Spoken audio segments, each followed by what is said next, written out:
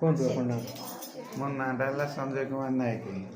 ମୁଁ ହାଇସ୍କୁଲରେ PGT teacher ଅଛି ଟିଜିଟି।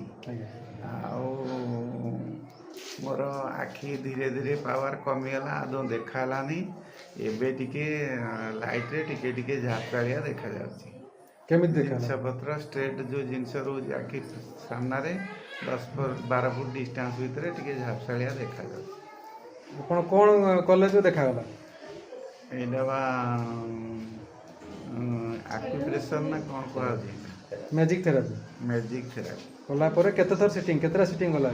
ଏଇଟା ହଉଛି 2 ଥର ବୋଧେ ଆଜି। 2 ଥରରେ ଆପଣ 12 ଫୁଟ ଦୂର ଦେଖିପାରିଲେ? କିଛି କିଛି ଝାପ୍ସା ଦେଖାଗଲା? ଝାପ୍ସାରେ କିଛି ଆପଣ ଡକ୍ଟର କ'ଣ କହିଥିଲେ? ଆଦୌ କିଛି ଦେଖାଯିବ, ଏଇଟା ଆମେ କିଛି କରିପାରିବୁନି, ଏହାର ପ୍ରତିକାର ନାହିଁ, ଏଇଆ କହିଥିଲେ। କ'ଣ ହେଇଥିଲା କହିଥିଲେ?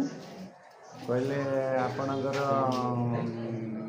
ଇଏ ଡ୍ରାଏ ହେଇଯାଇଛି, ଲିକ୍ୱିଡ଼ ନାହିଁ ଆଖିର ଇଏରେ, ଅପ୍ଟିକ୍ ନର୍ଭ ପୁରା ଶୁଖିଯାଇଛି, ଯାହାଦ୍ୱାରା କି ଆପଣ କେବେ ଦେଖିପାରିବେ ନାହିଁ। ତ ଏବେ ଆପଣ ଦେଖାଗଲାଣି? ଦେଖାଉଛି, ଝାପ୍ସା ଦେଖାଗଲାଣି। ତାହେଲେ ଭାବୁଛନ୍ତି ଆଉ ଟିକେ ଇମ୍ପ୍ରୁଭମେଣ୍ଟ ହେବ? ଆଜ୍ଞା ଆଜ୍ଞା, ନିଶ୍ଚୟ।